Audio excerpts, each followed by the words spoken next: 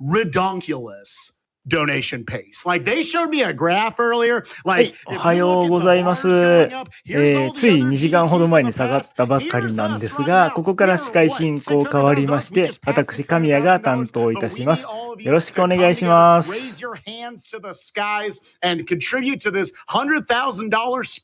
て、次のタイトルは、ラチェット&クランク、パラレルトラブル。カテゴリーは NG プラスです。こちら解説の方がいらっしゃいます。小佐拓さんです。よろしくお願いします。皆さんどうも。2002年、ラチクラから最新作のラチクラに来ていただきありがとうございます。解説担当します小佐拓です。よろしくお願いします。お願いします。今作のラチェット&クランクは、皆様の記憶にも新しく、2001年、昨年ですね、昨年の6月11日、結構新しいラチクラ、正統派の最新作になっております。テーマとしましては、マルチバースというのが主にテーマになってまして、いろんな次元空間を移動して、いろんなステージでいろいろとストーリーを進めていく、そんな感じの話の流れになってますね。で、その話を進めてる最中に、パラレルツインっていう存在のキャラクターたちが登場してきます。話題、注目になっていた、新キャラクター、リベットというキャラクターが、主人公枠で新規追加されます。今作初の、2人主人公ですね。新ポケと同じ。リベットがすごく可愛いんですよね。今作のアイドルです。そして、今回の RTU のカテゴリー NG プラス、先ほどと同じニューゲームプラス、強くてニューゲームで、スタートしていきます。ちなみになんですけど、難易度設定が5段階ほどありまして、確かカジュアルルーキーとルーキーと、ノーマル、ハード、レジェンド、そんな感じの、段階の難易度になってるんですけども、難易度は、カジュアルルーキーの方でやっていきます。敵が一番弱い設定ですね。もう一個、戦闘のダメージを受けないっていう、ルーキー設定もあるんですけれども、そちらは、クリア後得点というか、収集物得点で、NG プラスなんで、無敵モードを使って進めていきます。当然のごとくですね。敵からの攻撃は一切受けず、干渉もせず、すり抜けます。とんでもないですね。そうですね、無敵時間さんですね。常に無敵時間さんです。ただし、落下とか、奈落落ちとか壁にぶつかったりすると強制的にアウト判定になるんで、そこまではさすがに無敵時間ではないですね。そうですね、本来は収集物を集めると、なんか今までの作品と同じく、なんていうんでしょうね、特典みたいな感じで、いろいろとチートモードみたいなのが使えるっていう感じです。はい。それで、今回は走っていきます。そして、今作、ラチェット&クランクパラレルトラブル、なんと、先ほどみたいに壁抜けできないです。壁抜け、なんとできません。する場所がないです。先ほどみたいに、先ほどのラチェクラと違って、すごくぶっ壊れてないです。たとえ壁抜けしたとしても、壁抜けた瞬間、奈落判定になるんで、そもそもが無理なんです。で、プラス、変にルート無視すると、今作からチェックポイントっていうのが、追加されまして、そのチェックポイント無視して通り過ぎると、ソフトロック起きます、簡単に。やばいです。このゲーム、発売当初、僕、その当時は全然もう RTA 走者じゃなかったんですけど、走ってみると、ものすごいバグ多いです。ものすごいバグ多いです。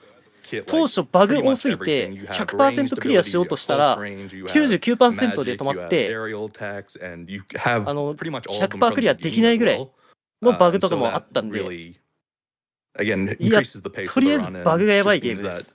最近のゲームによくあるアップデしないとバグがやばいっていう。まあでも最近っていうかちょっと前最後のアップデでバグ関連とかもう全部ほぼ抹消されたんで、普通にプレイする分にはもう問題なくなくなりました。普通にプレイする分には。そうですね。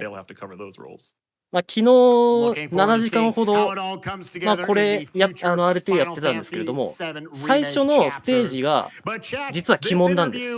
最初のステージ、パレルっていうステージがあるんですけれども、最初、チュートリアルステージですね。チュートリアルステージすごい簡単だから、じゃあ大丈夫じゃんって思うじゃないですか。違うんです。すっごい鬼畜なんです、最初のステージなのに。とにかく、もう指動かす、その速度がやばいし、入力のそのボタン数もありえないぐらい多いし、1フレーム技もあるんで、やばいです。で、5時間ほど僕はそこで詰まってました。昨日、新しいルート練習して、よし、慣れたぞと思ったら5時間ほど詰まりました。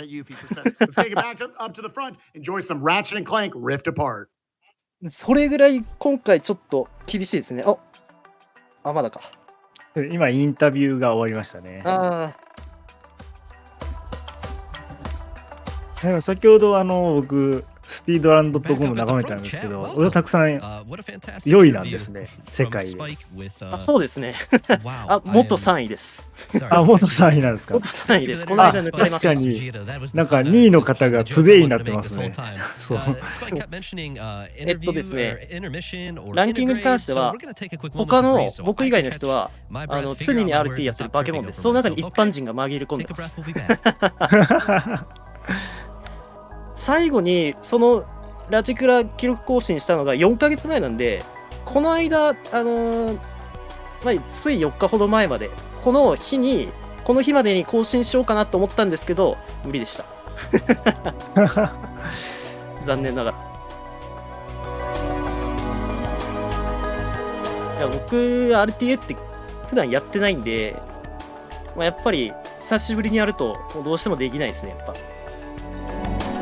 確かに本作だけなんですね、走られてるのも。そうです。このゲームが本当に好きすぎて、よし RTA やるぞって言って、しかもプラス走りやすそうだなって感じで走ってみたら結構走りやすかったんで、僕の RTA のお気に入りの中に入ってます。RTA を走ったことないけど遊んでみていけそうだなと感じてしまったんですね。そうです。最初はですね、今はもう宇宙人の域なんで、テクニックが今もうほぼ宇宙人領域なんで、やむちゃ状態です僕。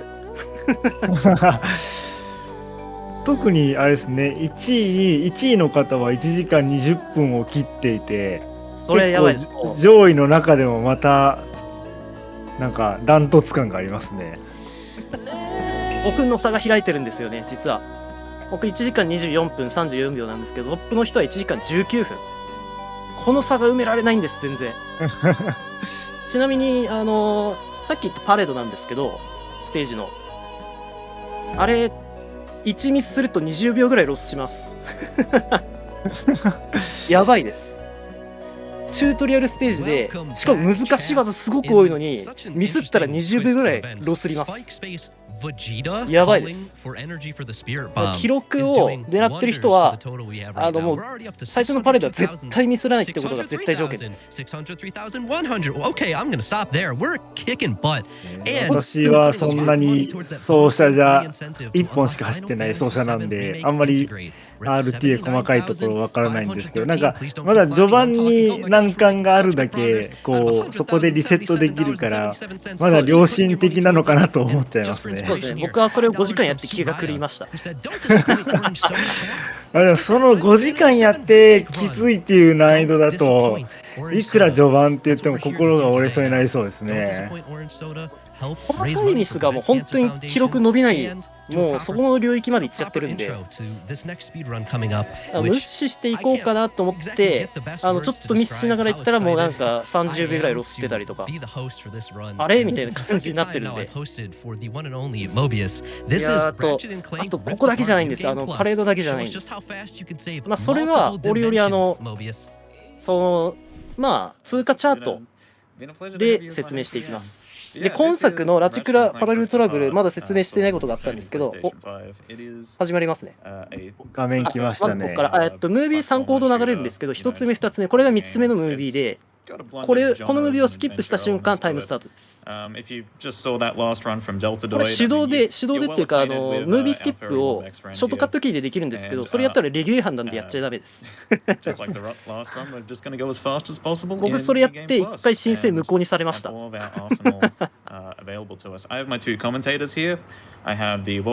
て今作のラチェクラは、PS5 のシステムを悪用します。ルールがちゃんとボタンでこの画面からスキップしてねってことなんで、ショートカットキーで事前に登録してたスキップだとダメなんですね。僕も理由はちょっと分かんないんですけど、そっちの方が楽なんですけどね。もう始まるかな。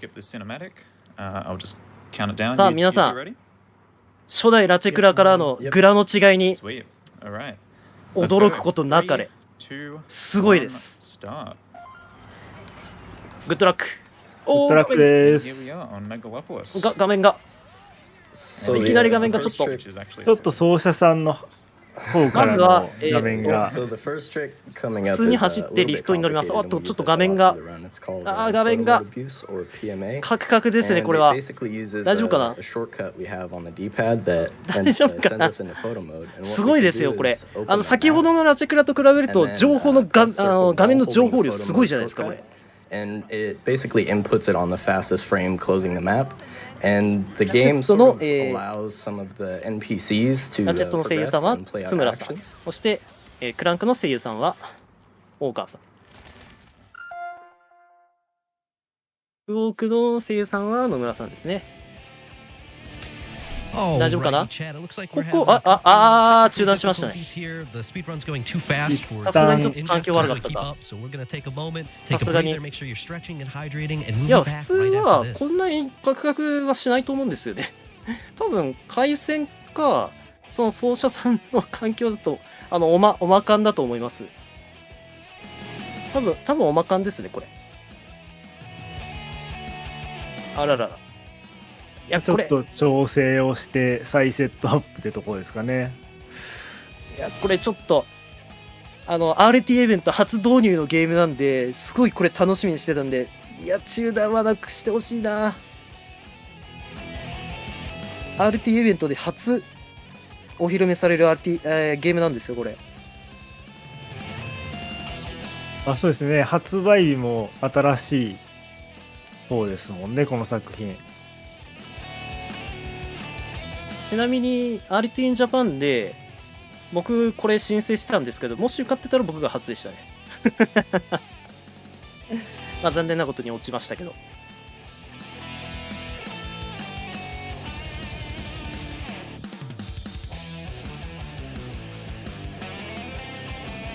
そうだ、先ほどの続きでグラフィックの向上がものすごいです。毛の一本一本がもう本当に細かく描写されてる、ものすごいこだわりぐらいです。PS4 のザ・ゲームも、あるんですけど、あれと全然違うんですよね。あちらツルツルに比べて、こっちだともう本当にもうモフモフ、毛がもうふさふさ、すごいです。グラフィックがもう本当に PS5 のすごい向上してるところですね。でもふさふさだぞ。そうですね。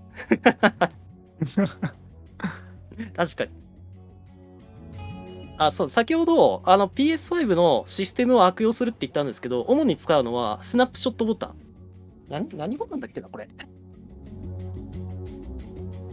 何ボタンって言うんだろう。PS4 ってシェアボタンですね。タッチパネルの左側にあるやつですかね。そうですね。それを悪用していきます。あとプラス、PS5 の真骨頂、ロード時間、これがすごい分かりやすいです、この作品。ロード時間がなんと2秒です。早い。しかもそのロード時間、ステージからステージに移ってる時間なんですよ。早くないですか、2秒って。ステージから次のステージに移る時間なんですよ。それがほぼ2秒です。PS5 のすごいところ。PS5 の登場発売の時にもそのあたりなんか参考として使われてませんでしたっけ？使われてましたね。ねえ、なんかそれ見た覚えがあります。そうですね、すごい早いです。PS5 ってなんであんなに早いんだろうなってずっと疑問に思ってるんですよね。本当にすごいです。RTA 向けですね、PS5。ちなみに、このラチェクラの RTA、ラチェクラパラトラで、アダプティブトリガーっていう PS5 の、R2、L2 が振動する、カチャカチャカチャっていう振動する機能があるんですけど、それは絶対にオフにしてください。僕は2度ほどぶっ壊しました。ぶっ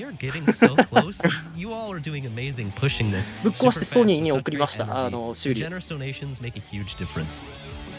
壊れちゃったんで、コントローラー2個、もう1個買って、で、それも壊れちゃって。アダプティブトリガーのバネの部分が弱くて、ラチクラのその RT に耐えられないんですよ。すごいガチャガチャ押すんで。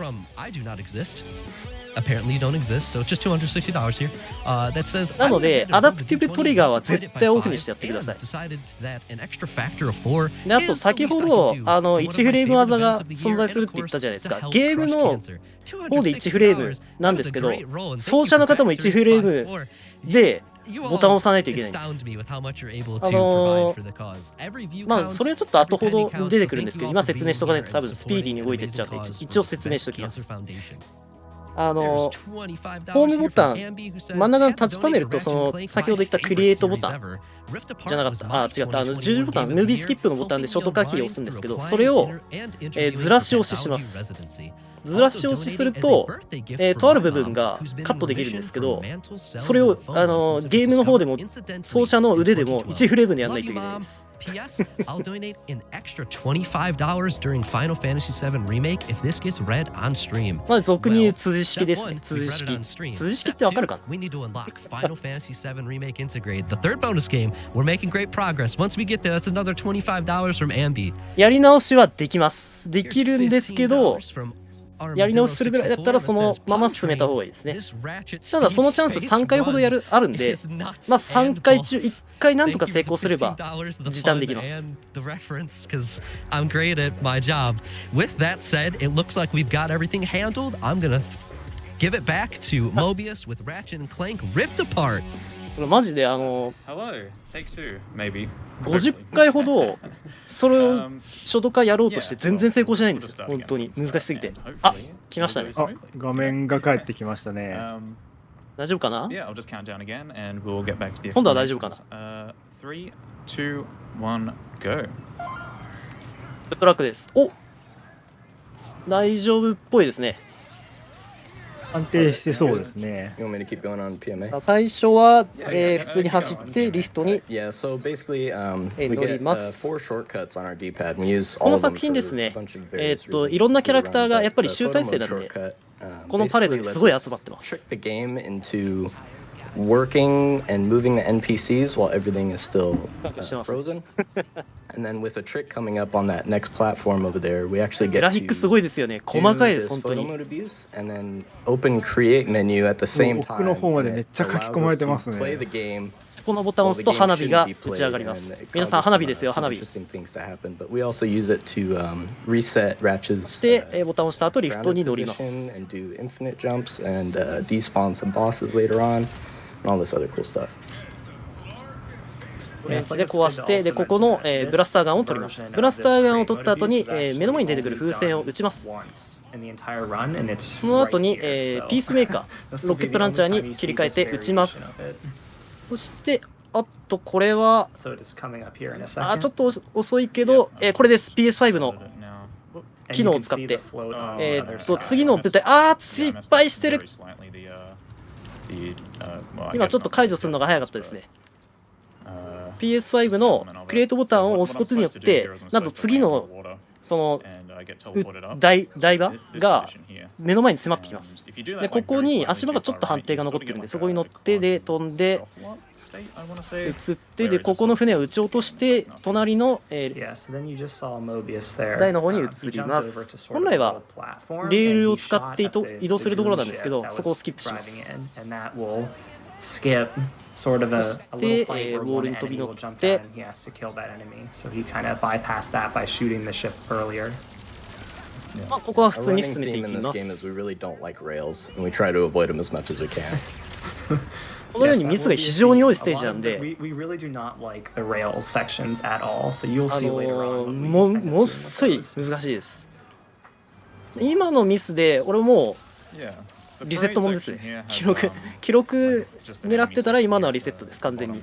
で、ここでライの武器を取り出します。ライの武器を取り出して敵を一掃します。そして落下のリスポーン判定を生かして復帰して、で、後ろの、シップを撃つと、すぐに前に来てくれます。そしてここで You still got ピースメーカーを2発撃ち込んで、地面に草を生やします。草を生やした後が草が生えて、草が生えた。草が生えてライの武器で、倒します。で、ここは、あれかな、リフトに乗っていくのね。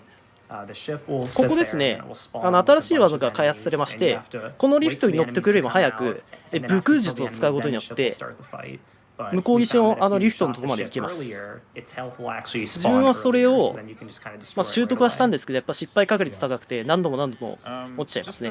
Just the thing with the weapons in this game, especially the Rhino, like it causes a lot of flashing lights and like flashing purple white lights and 結構道中で出てくるオムレンチを利用した武空術なんですけど、ボタンの押し数がすごいんでなかなか難しいです。で、ここは普通にレールグラインドをしていくんですけれども、途中の中継みたいな場所のグラインドをタイミングよくうまく飛び越えると少しだけ前に進みます。そしてきます。この後ボタンを押したら1フレーム技です。この後1フレーム技です。マダムズーコンのスキップ。そこが1フレームです。さあ成功するかな？成功した。OK。Yeah, that's 成功しましたね。武器が変わってる。ここ武器変わってるんで、必ず三角ボタンで武器をちょっと切り替えるといいですね。そしてここ飛んで、ここで武空術です。先ほど言った。オブレンチを使って2秒ほど止めておくと、段差判定というか地面判定が出てジャンプすることができます。そしてここでピースメーカーを取り出しておいて、くぐって、でここでピースメーカーを打つことによって、シップを攻撃して撃破できて、扉がすぐ開くので、チェックポイントをリスタートします。リスタートすごい早かったですね、今。これが PS5 の性能ですね。チェックポイントリスタートがものすごい早い。So it will resolve them, and then when you quit out of the photo mode, it will give you that リスタートがものすごい早くできるゲームなんで、それを主に多用していきます。でここで上の方にある、はまっちゃったかな。抜け出した。ゲートをくぐって、で反対側のゲートにまたくぐります。このゲームのすごいところは積み防止がすごいたくさんあるところですね。たとえハマったとしても、ゲームのロードって言って全てのチェックポイントが保存されてるんで、そこから再スタートできます。なのでソフトロックかかっても大丈夫です。で、こ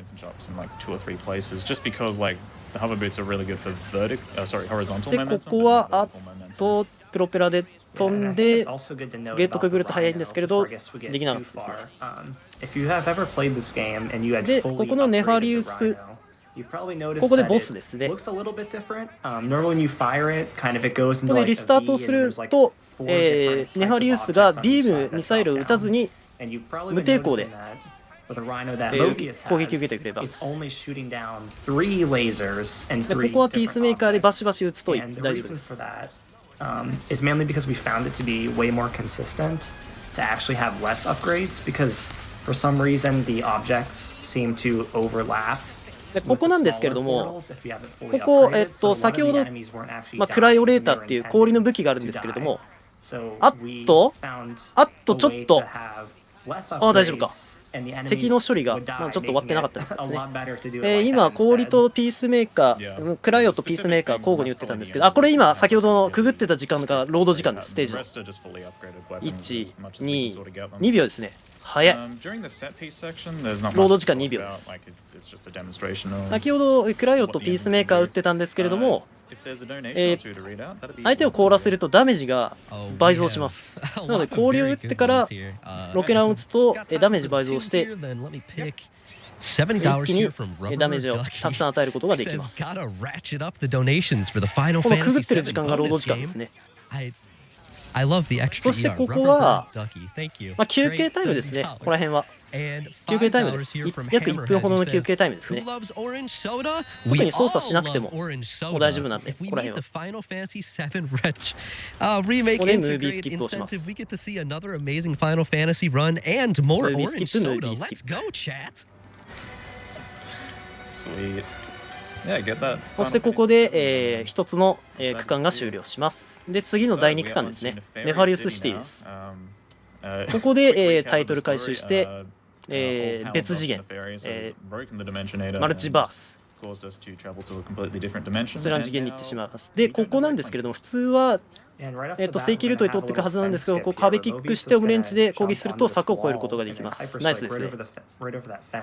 なかなか難しい技なんですが、失敗すると3秒ほどロスるんで。そ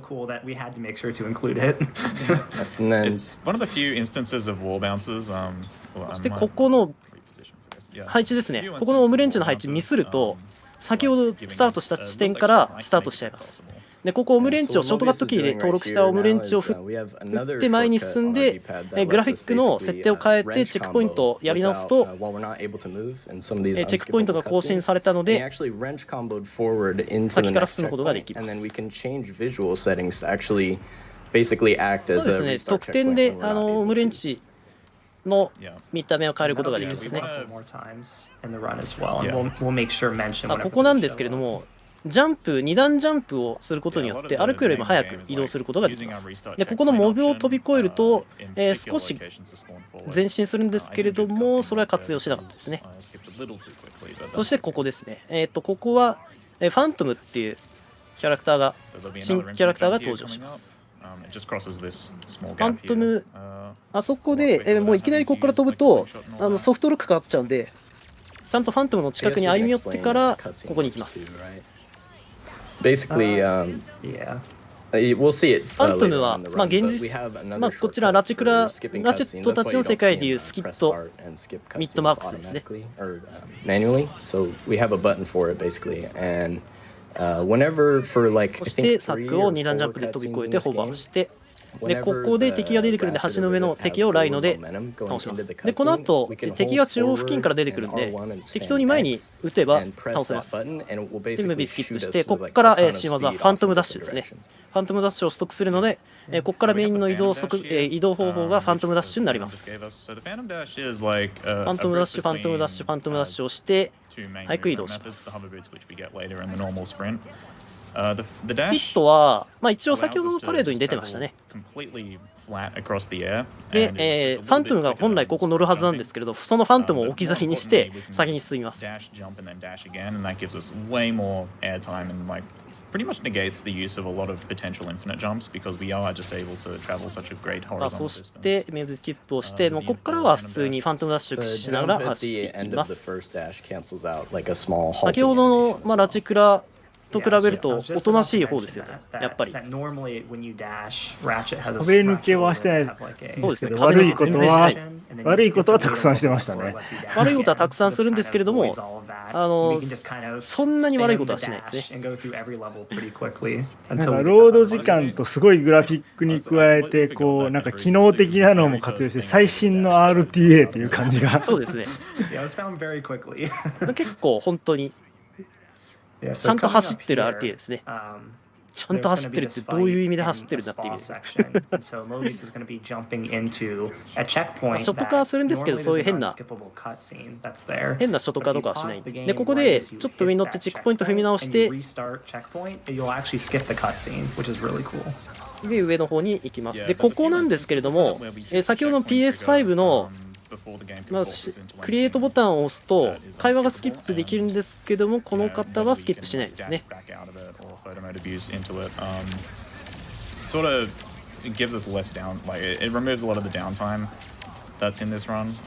そして、ここで敵を全部倒した後に少し猶予があるんで、クライオとピースメーカーに切り替えておくと、この先少しスムーズに進みます。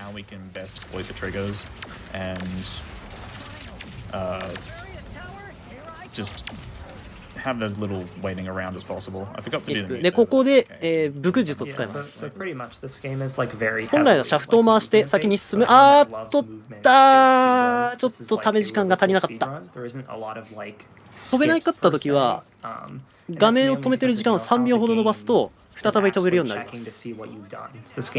乗れましたね。本来はシャフトを出して、レールを出すんですけど、シャフトを回すよりも、こっちの方が早いので、ほんで乗ります。ここ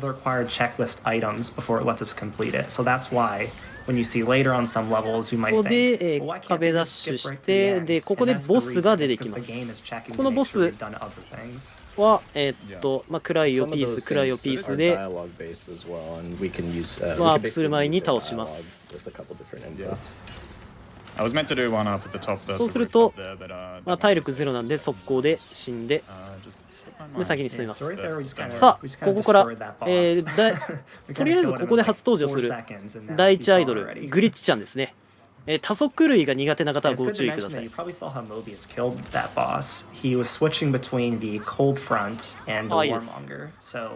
In some instances, you can use certain weapons and kind of quickly switch back and forth. の第一アイドル、グリッチちゃんですね。And so the Warmonger and the Cold Snap are like a really good combo to just kind of melt bosses.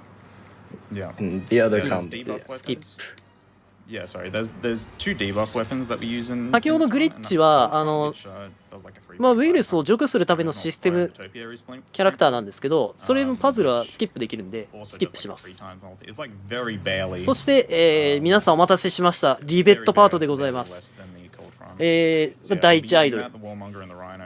本作の第二主人公ですね。かわいい。点滅警告。そうですね。ライの武器使ってるとき、点滅ものすごいんで、フラッシュにご注意ください。今作、悲しいことに、ラチェットとクランク、あまり旅しません。このように、ラチェットとクランクが離れ離れになって、で、そのリベットがクランクを回収してしまって、ラチェットがそれを追う形になっているので、ここ来ました。難しい場所です。ここはミスをすると20秒ほどロスします。大丈夫かな？大丈夫かな？大丈夫だ。よし。地面に歩いてない判定を残さないことが大事なところなんで、こっちのルート行くか。こっちのルート行けるのか。おー、行った。普通は左のルート行くんですけれども、こっち行けると早いですね。少しだけ1秒ほど早いです。おお、すごいけど、こっちのルートなかなか行けないんだよね。な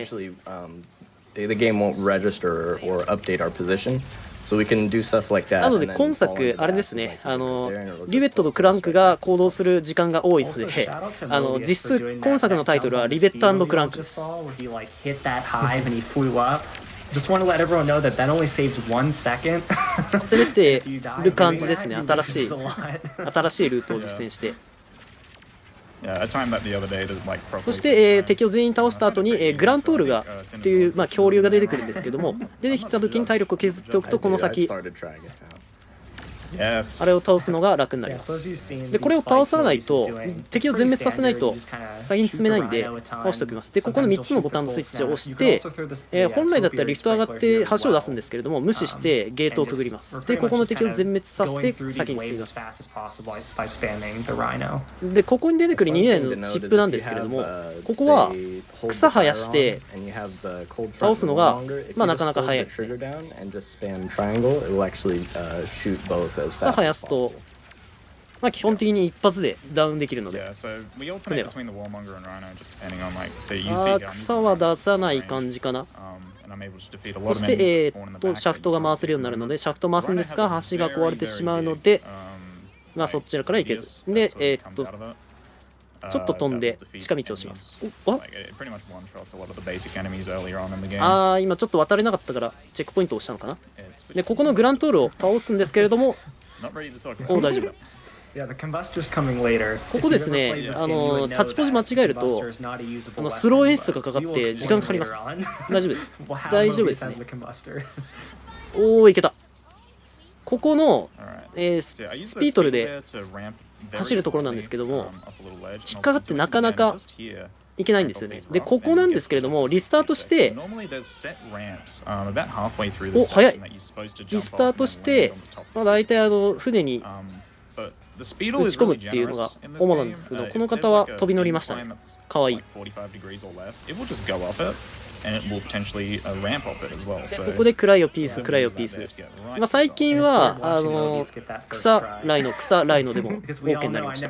で、ここでスキップ、画面止めはしない。止めた。Yeah, so Mobius is obviously here doing the Secret boss, and he's going to do something similar. But he's going to use the photo mode to やり方古いですけど、 make 大 sure 丈夫 that ですね。 Rivet does not jump onto the Speedle, and then he すぐ used に the 止めて、ライ migraine ノで to 打 sort つ of と、 hit the area that the Speedle normally would have run into, and it just kind of, こ like の it ボ works スを if you shoot it with normal すぐに落と weapons, せ so you ます actually don't even need the Speedle. That's also really the only spot we use the migraine in the run. ボスを撃破して先に進んでい Yeah, き it's ま just す。 like a very precise weapon that you need for just making that a lot easier. You can use the Rhino. まあここもゲートを通ってゲートを通って、 hard to work with the, そして異次元空間に入るんですが、ここでクランクパートなんですけど、ここで第3アイドルゲイリーが出てきますね。 Yeah, so all Unfortunately in this game, all yeah, all they puzzle let you sections skip. have a skip puzzle. Yeah, so all the glitch パズルも puzzles スキッ and プ。 clang puzzles. 本来はちょっと時間かかるんですけど The。devs were nice enough to put in a skip puzzle button あ inside of そう the ですね、 menu. 安 So 定 we チャ can ー just ト kind は of skip them all, so あるんですけれど you'll も never see any of the matches まあ being played in this run. リスキー、あまりリスキーじゃない方を選んでますね。時間はそんなに変わんない Yeah, で this す。 is a cutscene here that we cannot skip, unfortunately. ここのムービーはスキップできないんで、 But this 鑑賞します introduces us to the かわい ship い。 and the ship menu and all that. And we'll be moving で、 on 今作のクランク、先ほどのなんか You know, I'm gonna give the 次元の cutscene 中でしか a try. 動けないんで、 Yeah. Never done it. 爆破の影響で故障しちゃったんで、 So the cutscene warp that we had mentioned さあ before ここで that Nautical had あー失敗してる。 Mobius is going to try to do. And you see, he こ didn't こで really す get ね it.、成功すると8秒ほど、80秒ほど、時短できます。 But yeah, That one it's the has a- same ちょ sort っ of と失敗しちゃいましたね、 very 今。 Specific angle. Yeah. ここハイリスクハイリターンの場所です。成功すると10秒、8秒ほど But yeah, this is 時 their 短できま piece. す。 This is like the standard そしてここでチェックポイント、 arena あ、踏まない。 level. Most Ratchet and Clanks now have a level that's like dedicated to just sort of like arena fighting. 80秒じゃない、 So this 80秒じゃ is- ない。でここリスタートすると扉をくぐれ、おー、大 And 丈夫だ in った。 NG Plus, リ the スタート arena する is と、 pretty ファントムダッシュを long, 使 and って the ジャ majority ンプを of す it る is と、 spamming 本来はあそこ the rhino. 扉の前で待機しなくちゃいけないんですけど、それをスキップできます。 Yeah. Like with other arenas in the series, there's usually some sort of 80秒はすごい。 whatever that will make it go a lot quicker. But unfortunately, in this game, さあここで、いつものコロシアムですね。ここに出てくる、ミスターズーコンの声優が、ね、青の、 So it's about 2 minutes of 誰だっけ nothing much interesting, and I think it'd be a good time to Aoyama-san. get a lot of donations out. If there's で、チビズーコンが、小桜悦子さんですね。 On the game. Let's be real let here. them loose. All right, here's $50 from Foas that says, "Good luck on the run, Mobius." ちな Also, みにリベットの声は本泉さんで Bus す。 Bros. And because they could, they donated another $5 that just says gaming. Gaming. そうだ、言い忘れてた。ここ、ライの武器をひたすら連射してるんで、激しいフラッシュに Another ご special 注意くださ donation い。 here, $50 that says, "Hey chat, やはりポリゴンは悪いピ Just カ。 checking in and hoping you're all staying cute and comfy as well as. Wait. Final Fantasy VII Remake Integrate isn't met yet? I take it all back. No cute そうですね、 or 青山さん、 comfy 他に unless も we all work together to unlock this bonus game. 遊戯王の Okay, fine. 1ターンで3人もワンターン3キューの人ですね。 games.com/donate now. So thank you to fellow host Ada Tree for that beautiful encouragement for all the cute chatters ラ there. チェクラシリーズに結構青山さんも出てますね。 Potentially bonus game 3, which will close at the end of this game. ちょっとスムーズに倒せてないですね。弾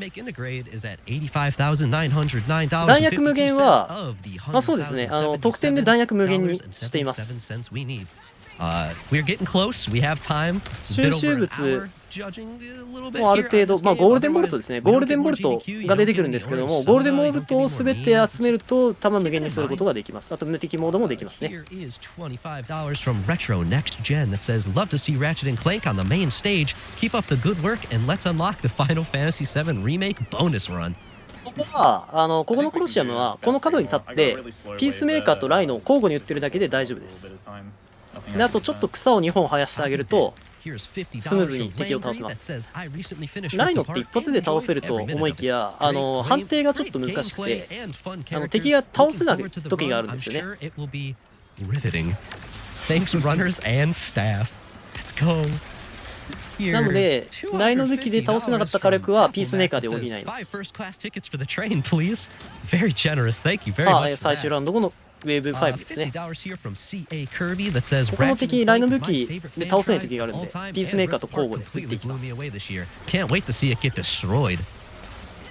Sweet. Yeah, I think well, we got like 3 waves of enemies left, so I think we're just about done with this first. 基本的に使う武器はライノ、ピースメーカー、クライオ、草この4点だけです。他に使う武器はないです。で今作の草なんですけれども、メルモ武器みたいに結構えぐいことをしてます。敵の体からもう草を生やしまくって草に変えるとんでもなく恐ろしい武器になってます。超絶サイコパス武器になってますね。There are a few other weapons that we use in this run later on. There's the ここで Misfungal weapon that just spawns 2 little fungal allies that ムービーが do chip 始まりま damage. す。でここピエールっていうキャラクターが出てくるんですけど、表の世界だとラスピートっていうキャラクターのパラレルツインですね。でここでボスが出てくるんですけれども、クライオとピースメーカー交互に打つだけで簡単に倒せます。秒で倒せますね。 Yeah, just like that. One thing worth mentioning too is on this NG Plus. ここでボスを倒して MV スキップ、MV スキップ、MV スキップ。 because we play with infinite health and infinite ammo enabled. ちなみに先ほど出てきたこの後か、この後出てくるからその時に説明するか。ここでファントムダッシュ、ファントムダッシュ、ファントムダッシュ。 Yeah, so pretty much we're at the point where now the game is going to open up a lot. So if you think you've seen like some crazy stuff, just wait until next level because we're going to be going to Savali, which is where we get the hover boots, and that is where the game will be completely 威力倍増するんで草と氷めっちゃ強いです。 Yeah. でここでちょっと会話が挟んで遅延行為があるんで、その話を聞いてから次の惑星に行きます。でこの次この惑星でやっとぶっ壊れます。ついにこの惑星からぶっ壊れます。皆さん発目してください。さあここで第3アイドルゲイリーでいきますね。ゲイリーは声優さんが小松さん、ポルナレフの声の人ですね。ジョジョの奇妙な冒険の岡幕町でラチェットちゃんっていうキャラクターですね。かわいいです。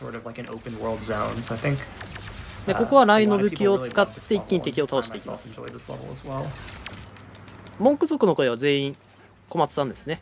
でここで、来ました、ジェットホバーブーツです。これジェットブーツを使って、 Yeah, so you're about to see Mobius is going 技 to be オムレンチ at full ブーストを charge, 使い and ま he is す。 going to be swinging into オムレンチブーストを使うことによって通常でありえない加速を行 all い the ま way す。 across the map, and he's going very fast. ちょっと遠回りルートか And な。 this is a very interesting trick.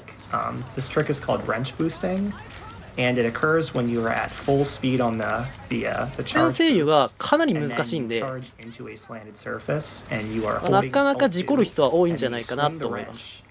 wrench, and Ratchet will kind of just go flying, and it's the 本来は coolest 加速 thing. 力じゃないんですけれど And it も、 also utilizes オムレン it チを also 壁に utilizes 叩きつけることによって the last shortcut, 瞬間的に that we have, 質量を貯め which is て the slow speed 加速 shortcut. します。で、ここも同じく質量を貯めて保存します。で、ここスローモードを使うとさらに加速を貯めることができまして、30% スローモーションを使うと、失敗してますね。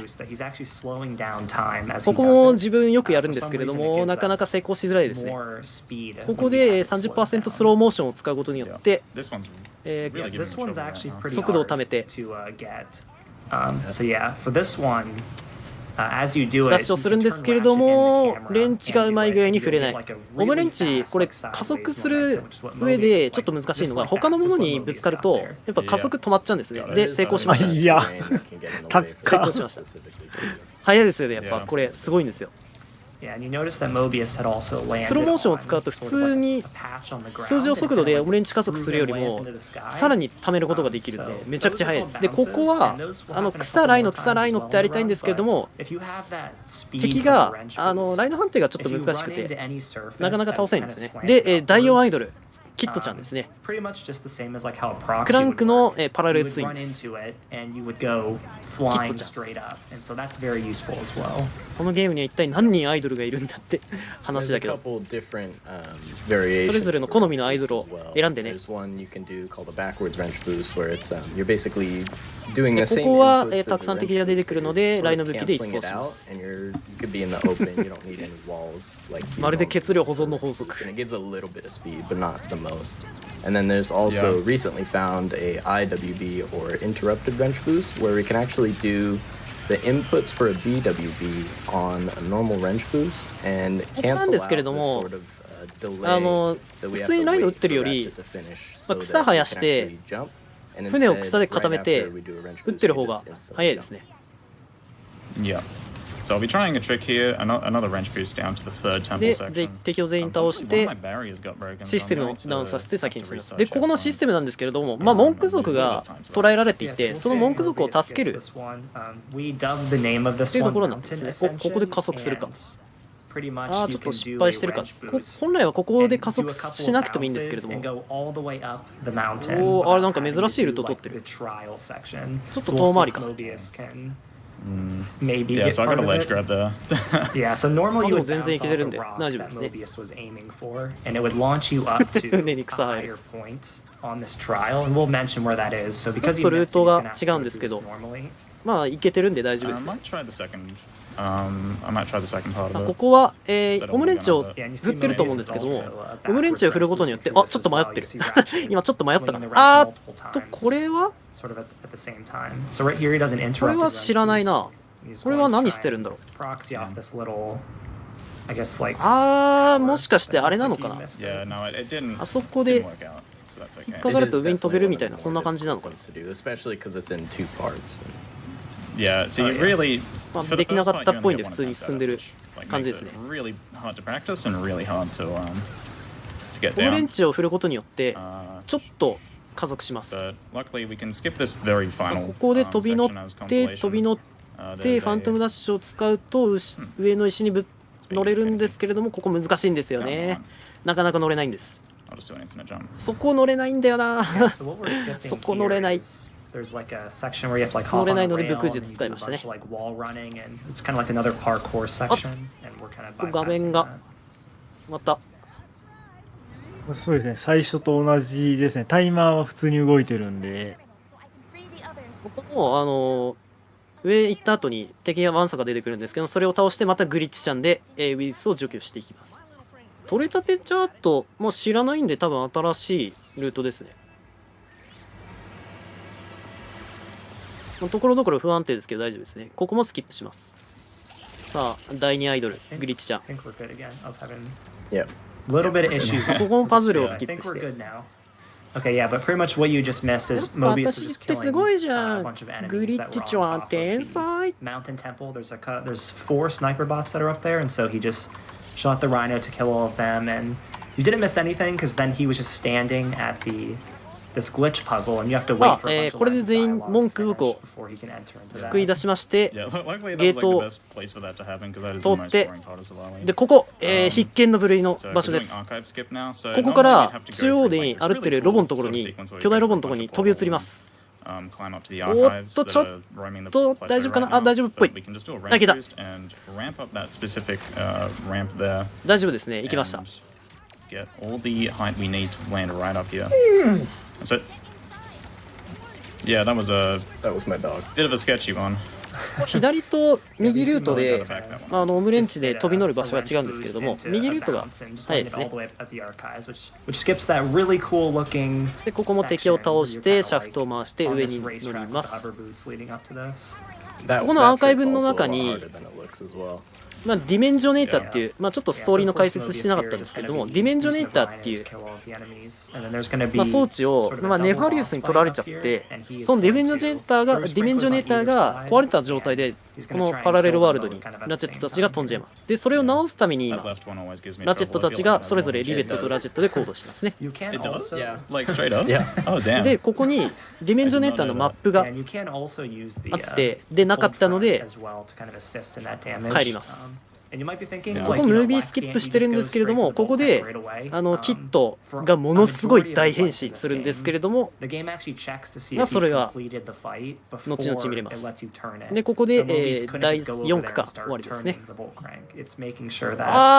失敗してる。 Yeah. So I'll be closing the game here and reopening it. ここはよくわかんないですけど、今ゲームを落としたと思うんですけれども、ミスじゃないですね。ミスしたからゲームを落としたわけではなく、ここでゲームを落としておかないと、後々ブラックアウトして、ロード時間めっちゃ長いことになります。チェックポイント挟みすぎると、負荷がかかりすぎて、PS5 のロード時間が長くなっちゃうんですよ、このゲームの。なので一回ゲームを落とします。で、ここは扉が開いたのかな？開きましたね。開いてグラフィックを設定変えてチェックポイント踏み直すと会話をスキップして先に進みます。そこ行くか。ここを行ってる、おいけてる、すごい。自分何度か試したんですけどなかなかできなかったんですよね。で、オムレンチブーストの技術を使って飛んでいきます。あそこもなかなか難しい技になってます。で、ここは飛び乗ると迂回ルートをショートカットできます。チェックポイント踏み直し。ここも敵満差が出てくるんで、出てくる敵を倒します。で、ここ出てくる敵、背面に倒しすぎるとソフトロックかかります。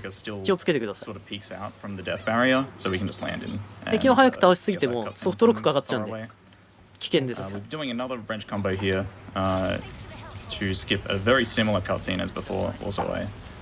っと押す回数が。で、ここはですね、左の方にリフトがあるんですけど、目隠しの状態でリフトの方に乗っていきます。で、僕はいつも画面に見えてる、奥に見えてる坂道あるんですけども、あそこでオムレンチブーストをして、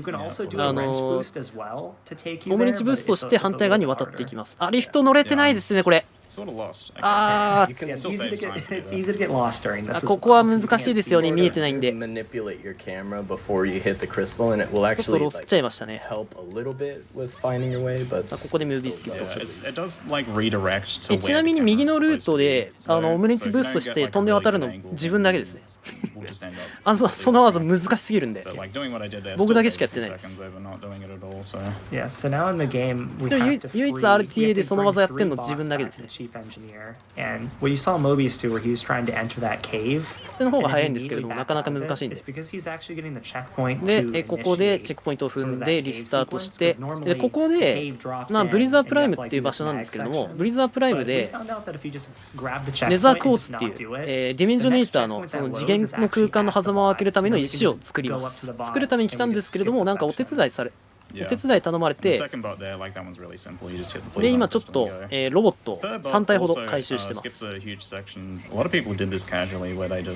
Got over here, double jumped up like that, and then just landed over where the bot is. Yeah, this one's always interesting. これで3体目。で、先ほどのかがんでた技術者のところに帰ります。で、ここなんですけれども、ここで、どうなのかな、条件がちょっとわかんないんですけども、会話をスキップして、OK、会話スキップできましたね。会話スキップして、通常よりも早めにボスを召喚することができます。OK。こうするんだ。ここですね、ボスを強制的に即死させる技があるんですけども、先ほどのように画面を止めてしばらく待つとボスを即死させることができます。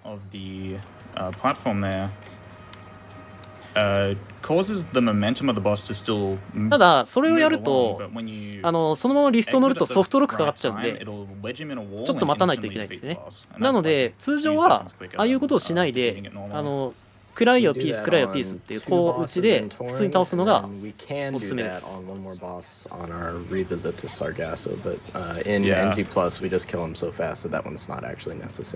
そしてここのもやのところに飛んでクランクパートをスキップして、でこの異次元空間を消して、オムレンチを振らない。オムレンチ振ると少しだけ前進してちょっと早めに進むことができます。Good luck on the run. The whole Ratchet community is watching and cheering you on. Really glad to see the latest entry getting its spotlight on the GDQ stage. すごいですね。奥の方にこの今目の前に立ってる技術者がぎっちり詰まってるんですよ。ミートボールみたいに。油の中に。で、ここでオムレンチをショートカットキーに登録してるオムレンチを振ることによって少し前進します。をしない。さあ、ここです。クソ超絶難しい場所です。オムレンチブーストを使って坂道で、ちょっと大丈夫かな。失敗してる。失敗したけどリカバリーですね、ここは。ちょっと飛びすぎ大丈夫か、いけるか。大丈夫かな。大丈夫ですね。リカバリーちゃんとできましたね。So we got that first try, which is really good because this skip is actually very hard. It can be hard to get used to. 先ほど途中で着地したと思うんですけれども、あのままぶっ飛んで傾斜のところに追突してこのままそこの場所に行くことができたんですけれども、先ほどワンテンポ踏んじゃったんで少し遅れての到着ですね。ちょっと今いますけど、何が違うのかわからない状態ですね。そうですね。先ほど柵を利用してオムレンチブーストをしてぶっ飛んだじゃないですか。あれ速度がランダムで速度調整かなり難しい技なんですよ。あれなので今は一発でうまくいったんですけれども、リカバリーで、一発でいけなかったから、ちょっと失敗しちゃったけど、あれ一発でいけるとすごい早くここにつけます。で、昨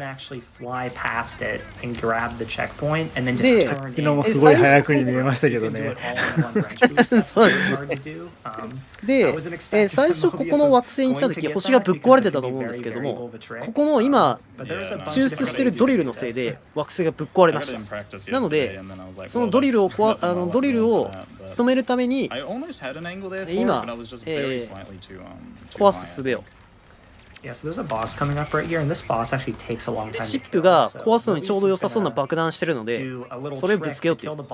で、ここ草生やして暗いようで固めてピースメーカーを撃つと一発 KO できます、敵を。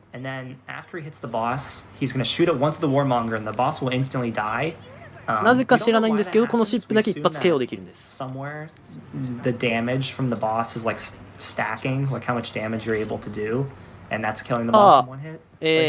所、苦難難所、その1、その2か。てかもうここまではもうずっと難所か。さあ、最終難所、トレン4です。またカクついてる。オムレンチブーストで木箱使って飛んでいけるんですけれども、普通にロープ使って渡ってますね。ここのトレン4、とにかく難しい技連発します。ここでオムレンチブーストをして、オムレンチダッシュブーストをして、ちょっと早すぎる。早すぎると I accidentally did that a little bit wrong. 早すぎると、まあ、さすがにタスさんではないので制御が難しい。全然飛べなくていいんですけど、成功したけど、ちょっとダメだった。ここ難しいんですよね。なかなか成功しないんです。オレンジブーストで、レールグラインドを丸々スキップします。スキップするんですけど、失敗してる。ここなんですけれども、ちょっと道外すと奈落反転です。飛ぶ場所間違えるとすぐ奈落反転になるんで、先ほどみたいに。なのでかなり注意が必要な技です。大丈夫かな。そのままレール乗ったか。これレールちょっとこのまま乗っちゃうとまずい。大丈夫かな。大丈夫っぽいですね。本来はこのレール通らないんですけれども、安定ルートを取りましたね。OK です。ここ技難しすぎて、先ほどのクラッチのところ、飛び乗るんですけれども、あそこのクラッチのところが作動しなくてソフトロックかかるんですよ。下手すると。船の位置がちょっとまずい。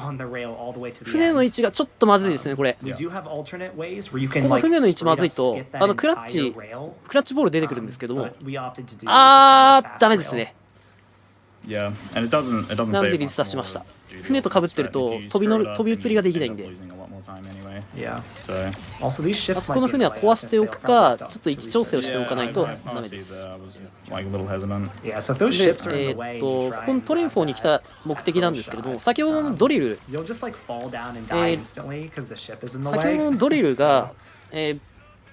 ザークォーツじゃなかった、ブリザークォーツを、ドリルが引き裂いてしまったんで、それを直すためにフィクサーのところにトレンフォーに来たっていう感じですね。Yeah, so there's a bunch of combat here. Like after you get the whole shot, these are just like, demonstrations of what's going on. そうですね。変な動きすると簡単にソフトロックかかっちゃうんで。このある程度時間のかかるゆえんがもうそこですね。変なことするとソフトロックかかるなんで。さあここで、先ほどボスを倒した技を使います。そうするとこのムービー中にボスが出てきて戦うんですけれども、そのボスをスキップして先に進むことができます。なぜか知らないけど、その蓋の底で死にました。こ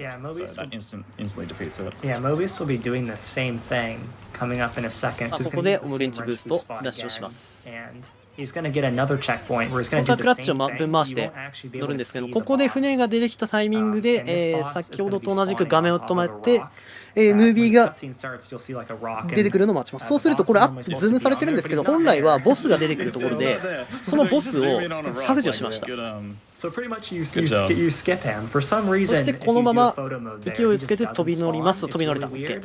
で、ここでやるかな。やらない。やるか。このオムレンジブーストを使って、クラッチを使って飛ぶところをスキップします。いけるかな。いけたかな。いけるかな。ちょっと変なところに飛びすぎたけど、大丈夫でしたね。無事乗ることができました。で、このシャフトを回すと巨大ロボ、フィクサーが起動します。Yeah, it is a lot of fun. I was really scared there. そしてここのレールグラインド、チェックポイントを踏み直して、ジャンプボタンを連打すると、飛ぶことができます。で、プロペラを使って道を外れて、ショートカットをします。で、ここのショートカですね、普通にレール乗るよりも2、3秒早いんで、活用していきましょう。そうですね、どの操作しても、ロードが全然待たないっていうのがすごいですね。そこが PS5 のすごいところ。ロード時間が一切ほぼないのに等しいです。で、このチェックポイントを踏んで、ちょっと失敗しちゃったかな。チェックポイントを踏んで、ジャンプボタン連打して、失敗してる。して、穴の中に入って、ここ難しいです。ジャンプして、ファントムダッシュをして、ゲートの中に入れましたね。大丈夫です。成功です。失敗すると、反対方向に進んで、取り返しのつかないことになるんで、絶対失敗しないようにしましょう。ここでショートカットをして、で、クラッチのところに飛んで、回す。7鑑定。ここ難しいんですよね。もうちょっと奥側行くといいんですけれども。諦めて。クラッチ回しに来ましたね。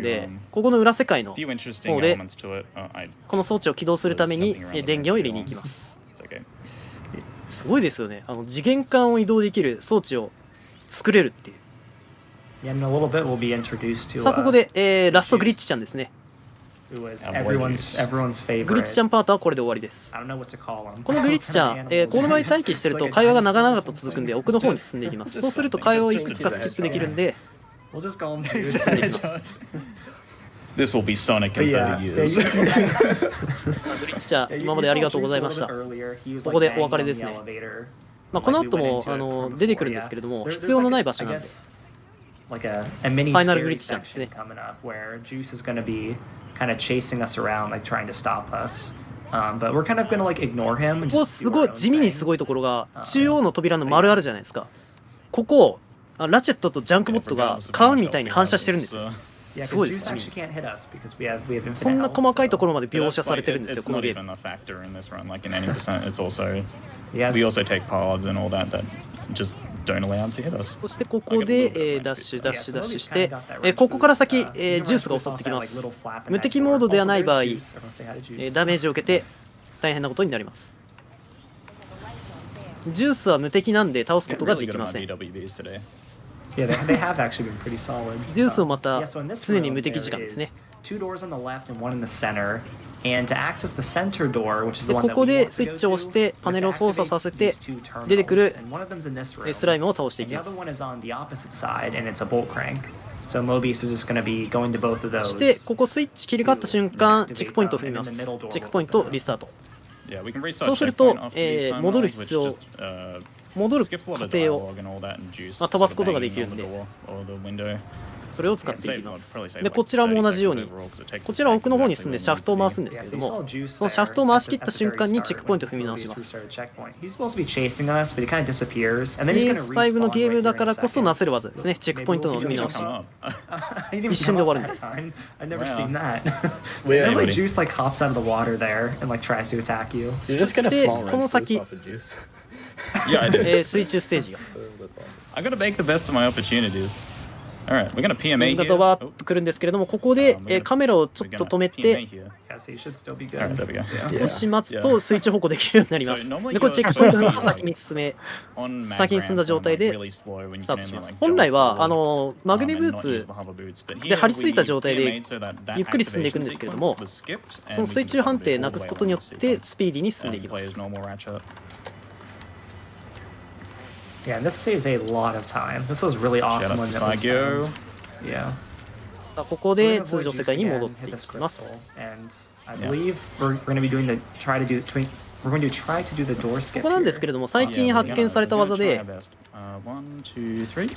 最近 Yeah, 発 so 見された技で So 扉を開 pretty けっ much ぱなし there's に like さ a せる技 door 術 that があるん two ですけれど enemies も are gonna spawn out of. その扉を開けっぱなしに Not する sure 技 if 術 Mobius got it or No, it's so あでき that る was かな a weird camera angle, and I sort of shot あ in ー that position, so I was とや like probably like a half second では too ない small です on ね。 that. Yeah, so pretty That's much. okay. So pretty much there's a door that we're gonna exit out of after this fight. 扉を開け and る that バグ we 技を can 使う actually と do this fight in a particular way to where この that 先 door の戦 stays 闘をスキッ open プし when て the 先に enemies 進むことが spawn. できます。 And it skips this whole section that 結構 Mobius 簡 is 単な about ん to で do, where he has to やる get 人 the 多いですね。 fight here.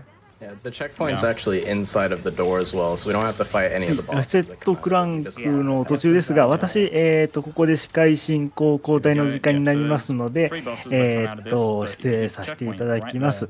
引き続き、AGDQ2022 お楽しみください。 You can also hyper strike that crystal before Juice breaks the glass.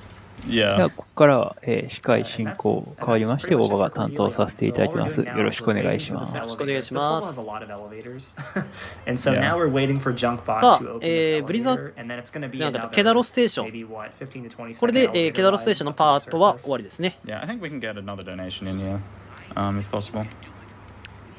Another donation. About the Zookies. Okay, if you twist my arm like that, I guess. に No. 歌ってリベットと合流します。 There's $500 here from Alex who says, "What a great game to see at this year's で AGDQ." 奏者にとって嬉しいことに、もうこの後 Special shout out to my brother 苦難なルー Grant ト who worked 難しいルートは on もう this な part. いです。 Oh wow! Yeah, no, I know. So if that's Grant the designer. 難しいルートがもうほぼ存在しないんで、ここまで来ればもうあとは I think we have a moment that I can give Chad a 山折り friendly ですね。 reminder here. Yeah. Oh easy. yeah, you're good. So while we're still working on that Final Fantasy 山折りじゃ VII ない remake 下山ルート integrated も下山 bonus ルート 3, みたいな game 3, yes, I have 結 to 構 say も it う all 楽 at な once. Just to remind you all, when you ところ go まで to 行ってま put す in ね。 your donation, select で incentives. ここでちょっと壁をコツンとしてあげて加速ができなかったので Whatever else you're choosing, and make sure you 普通に道を進ん confirm でいき from ま there. す。 There is another box where it says add.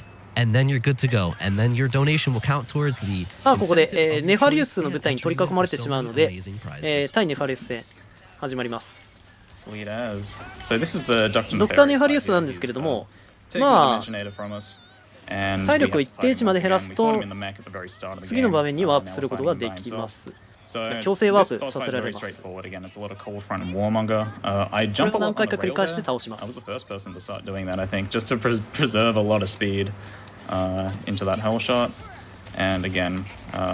なんですけれども、ファントムダッシュを使うと硬直時間がなくなるんで、すぐにネファリウスに攻撃することができます。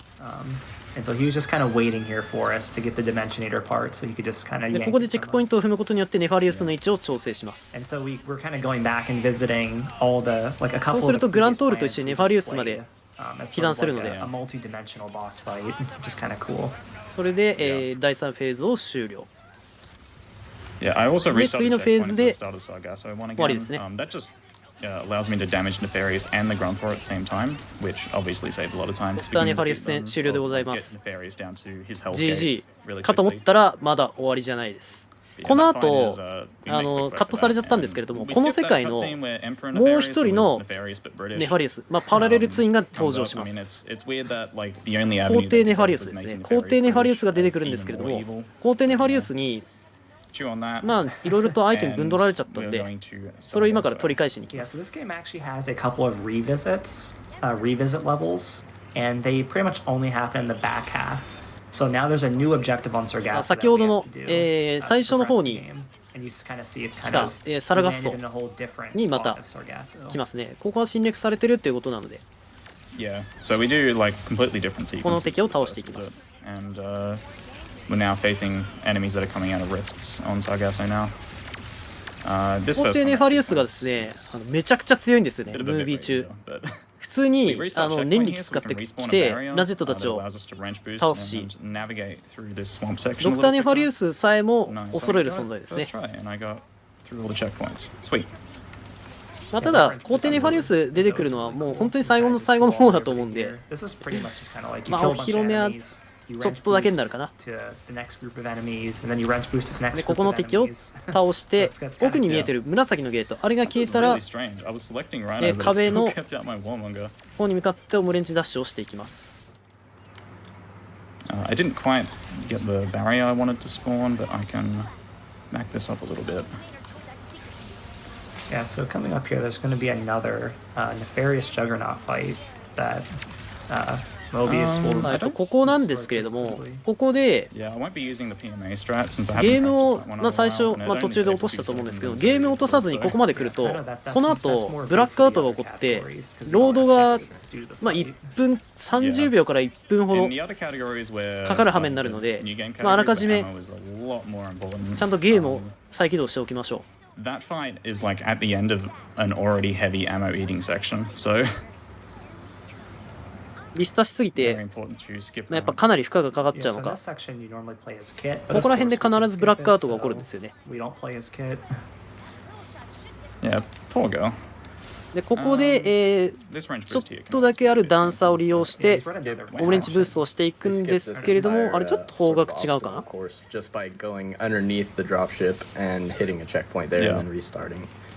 っと失敗しちゃいましたね。成功してた。一応チェックポイントが更新されてたんで、本来通るルートを無視してオムレンジダッシュで船の近くまで行ってスキップしました。で、ここを止めてるんですけれども、ここの竜によってトルディっていうキャラクターに奥の方まで行って乗るんですけれども、ここで止めておくとその場で落下してきて乗ることができます。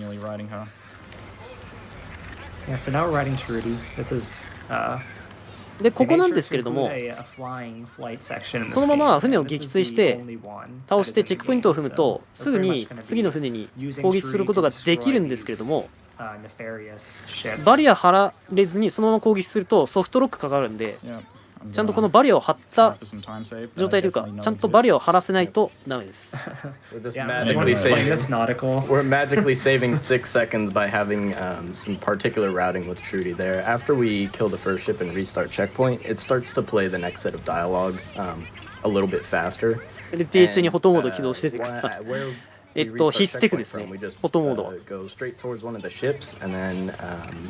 トモードを使用することによって、PS5 のフォトモードと、ゲーム中のフォトモードを使うことによって、あらゆる、ムービーなど、演出などをスキップできます。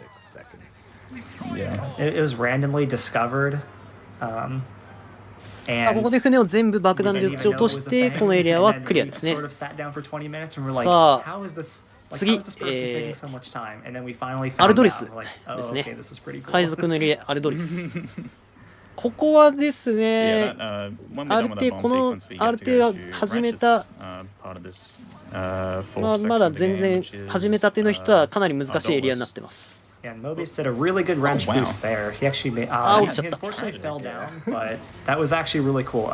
You can get that wrench boost and make it all the way to the door. ちなみに、今まで開放した惑星なんですけれども、過去作に出てきた惑星のパラレルツインの惑星となっています。そしてここで、本来はこの扉の先に進んでいくのが正解なんですけれども、そのルートを無視してショートカットします。おっと、大丈夫かな大丈夫かなおお、いけてますね。大丈夫ですね。ちょっと遠回りしたけど、いけましたね。ここでチェックポイントを踏んでリスタートをして、先に進んでいきます。And you can either ride that sort of mountain all the way up to the top. 結構オムレンジブーストを使っていろいろ悪さができるんで、ショートカットなどなど。あそこの隙間に通る以外にもう一つルートがありまして、岩場を登って上から侵入するっていうルートがあるんですけど、そっちの方はちょっと時間がかかっちゃうんで、あの隙間目指して入るのが、まあ早いですね。ただし、あの隙間入るのめちゃくちゃ難しいんで、慣れれば、習得できれば簡単にできます。敵を全部倒したので、シャフトを回します。で途中でクリエイトボタンで、フォトモードを起動したと思うんですけども、それを起動することによって会話をスキップできます。一部の。He dodged it. There we go. Sorry, I have to show this off. Hey, buddy. Oh yes, you can. Yeah, you can do that. So. ちょっと遊んだ。Yeah, we have to free him, you know. You can't just let him hang there. あんなことできたんだ。でここでオレンジブーストを使って飛んでいくつもりが落ちちゃいましたね。でここ水の中に長く入ってると魚に食われるんで、なんとかリカバーできましたね。そして飛んでいって、でこの後、海賊の、歌パートが出てくるんですけども、皆さん後に続いて歌ってみてください。日本語訳でお届けします。これを海賊の歌った順番に打っていくっていう仕掛けなんですけれども、これを 3回やります。The green pirate will say nothing, and it'll just kind of skip the lines, which is really cool. And so you see mobius. So normally in the section when you start this, the game gives you the combustor, which if you remember, the combustor was in Ratchet and Clank 2016 on the PS4. And that was a main weapon that you get pretty much right at the start. And they made sure to kind of cameo it, and so they give it to you for this section. But then after you do this section, the game takes it away. But Mobius had discovered that there's a couple weird stuff you can do, and the game will let you keep the combustor and you can upgrade it, which is the funniest thing. And upgrading it loses time because it shoots 3 projectiles, which makes it harder to aim for the pirates. Yeah. So the combustor did end up making it drift apart. Just, they had to do a couple extra steps to actually keep it. ということで、ラチェット君迫真のアドリブでした。ここなんですけれども、途中の真ん中にいる海賊のロボがいたじゃないですか。あれのセリフを丸々スキップしました。そうすることによって少し早めに進むことができます。That one's like the hardest checkpoint to get そ from して上の天井から通って湖の方に通っていくとチェックポイントが更新されて一部屋飛ばして先に進みます。Yeah, I found that wrench boost a few days ago. And it saves a few seconds, but it's ここで楽しいアトラクションですね。 it doesn't give you a line up. You really need to improvise where that specific trigger is. You can start a run with checkpoints as always on, so you can actually see where it is a ランド little みたいな bit better, but it's still really high up, とこ and ろ you で have す to ね。 glide underneath it to activate it. So. Yeah, I have it on my D-pad, but I'm like, Yeah, to say, yeah, because that is an option that you can actually turn on 新しい before ア the トラ run. クショ So ン before を the run even starts, 全て obviously no 通過 one's する able to と see that, but Mobius had actually レ turned ジ on ス the タンスの subtitles, and キ he didn't ャ turn プテン this クオ on, ン but タム normally we turn this という on. 人物に There's a 会えます setting called checkpoints always on, and you can change that to on or off. So normally we have that Yeah. on during the I run. find it really distracting, which is why I don't have it on. But it Yeah. does like it's 終盤になってくる a と Yeah, so ボスがやっぱ that 硬くなってくる yellow- ん that で yellow icon なかなか will be always 倒しづらく showing, so it'll なって never きますね。 actually go away. And that can be useful in some skips, but of course it can be distracting for some people. ここでボスを倒したら先に進めるかと思いきやフクロイドっていう雑魚敵が水中から湧き出てくるんでそいつを倒してシャフトを回してチェックポイント踏み直してあそこの今透明の That's awesome. アーマーの Good アイテムが job. 見えてる That 場 was 所 a lot に of donations in this, 飛び like, ます little bit of time. Hey. Congrats on that. Righto. So now that we're done with あ pirate trials 生きてたの and that boring section, 万 is 歳 done, we みたい get to go to 受付の人がそんなこと言ってました And this one's less boring, I think, and this one has like actual things I can do. ここで So pretty much our duel list is kind of 船 like の方に向かって split 飛ん up. でいき So ま the す first half of our duel list is from Tools of Destruction. ここムービースキップしたんですけれども、クオーツキャプテンクオーツのキャプテンクオーツねキャプテンクオークのパラレルツインキャプテンクオンタムが登場します。 And so half of our duel list is actually brand new, and it consists of pretty much like kind of three. ここの上、ここの船の上での、戦闘なんですけれども、敵をとにかくもう早めに倒します。そうしないと、ちょっと会話が長く、会話のタイミングが変わっちゃうんで、出てきた敵はなるべく早く倒します。そうすることによって早く進むことができます。あらかじめ敵のリスポーン地点を把握しておくのがいいですね。飛んで遊んでますね。敵が出てくるまで時間があるんで、こうやって飛んで遊んでます。ただし、こんなに飛んでも先に進めないので、完全に遊んでます。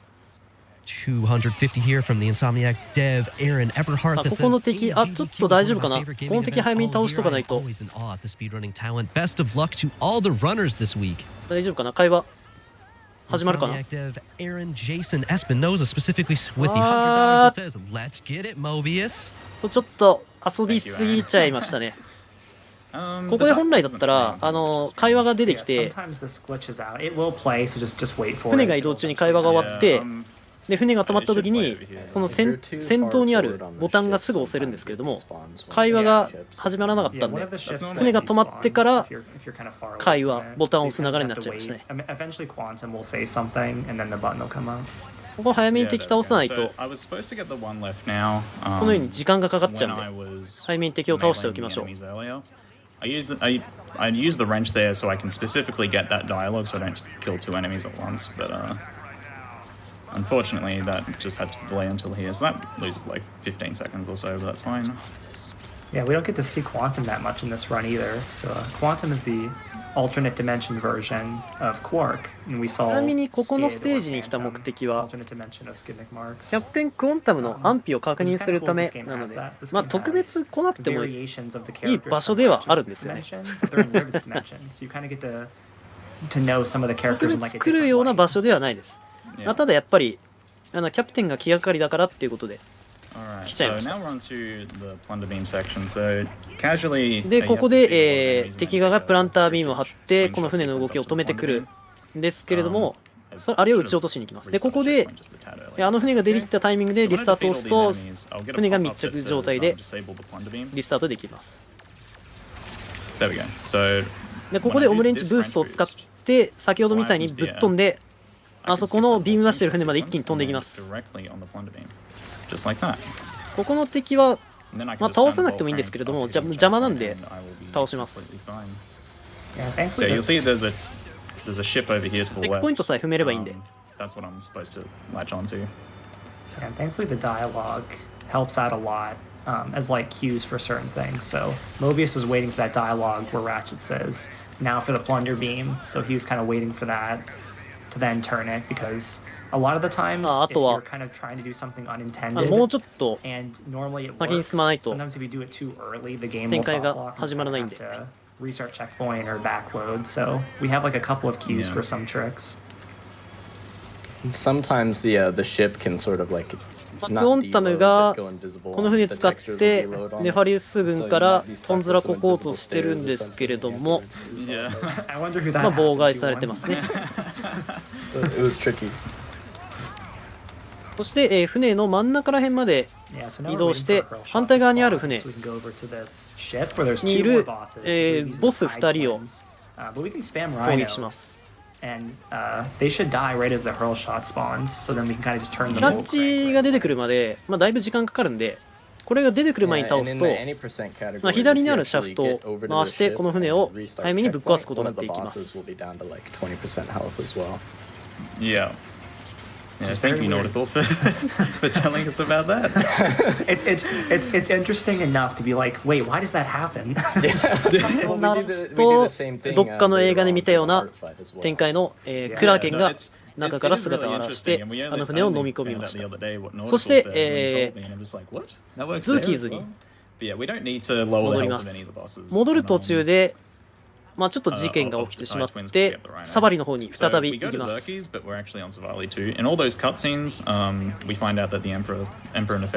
ネファリウス軍にディメンジョナルマップっていうアイテムが狙われているので、それをダッシュしに行きます。 Yes, this is pretty much another revisit level, just like how we revisited sort of Sargasso. ここの敵を全滅させないと先に進めないんで、 Savali again, except this time it's nighttime. 全滅させます。 And 全滅させると、この後新しいボス、骨のゴロつき紹介が出てきます。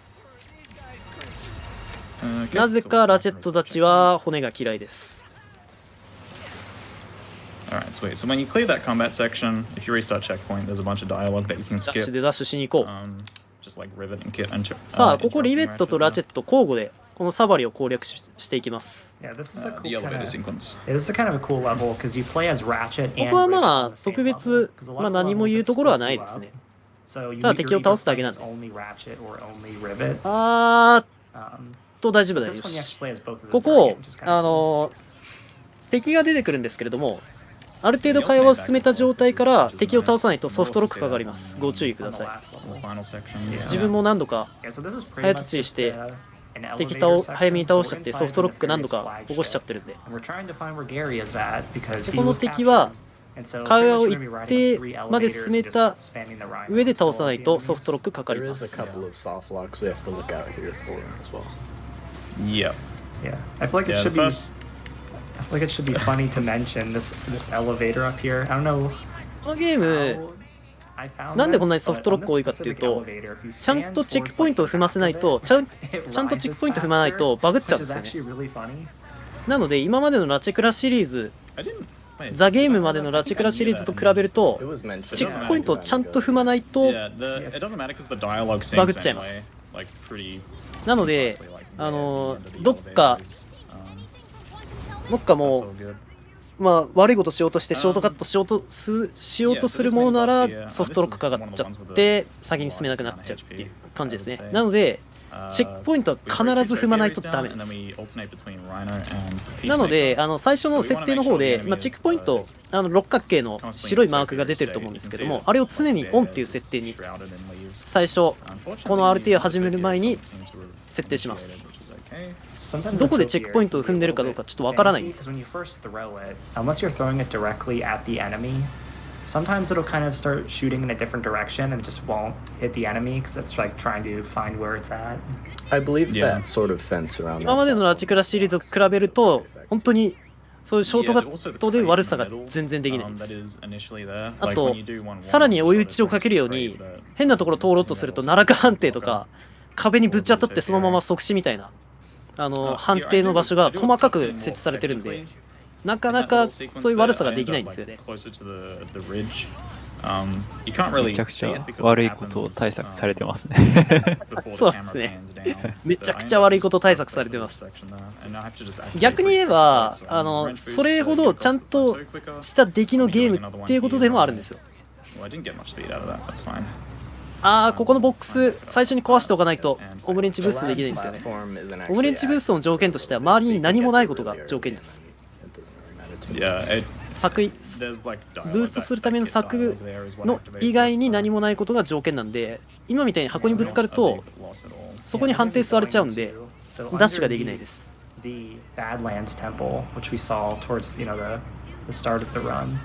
ここですね。最近発見された技があるんですけれども、それをやるかどうか、普通に進んでいくか、悪さをするか。さあ、どっちだ？悪いことさせてよ。あと1年ぐらいしたら新しい悪いこと見つかるんじゃないですかね。お、こっちに挑戦する。こっちは最近見つかったルートですね。上に飛んでオムレンチブーストでスピートルで走っていくところを全部無視します。勢いが足りない。勢いが足りない。これだとまずいですね。勢いが足りなくて逆に遅くなってますね。チェックポイント踏み直します。途中でチェックポイント踏んじゃったんで遅い場所からスタートします。ここですね、速度が足りないとこのように通常ルートを通るようになっちゃうんで、なかなか難しいですね。シビアです。さあ、上に乗っていくけれども、ちょっと失敗しちゃった。ここの水の中に入ると即死です。うまく回避しましたね。ここで先に草を生やしておきます。草を2本生やしておいてクライオレーターを地面に打ち込んでおくと、ここの骨グラントールを瞬殺できます。ちょっとクライオレーターの打ち込み数が足りなかったのか瞬殺できませんでしたね。